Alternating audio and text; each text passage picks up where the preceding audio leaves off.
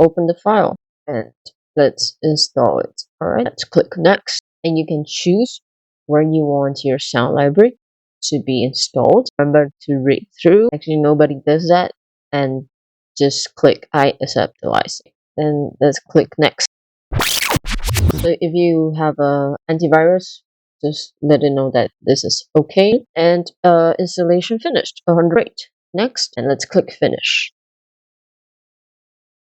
Now let's try to search a sound effect, paper.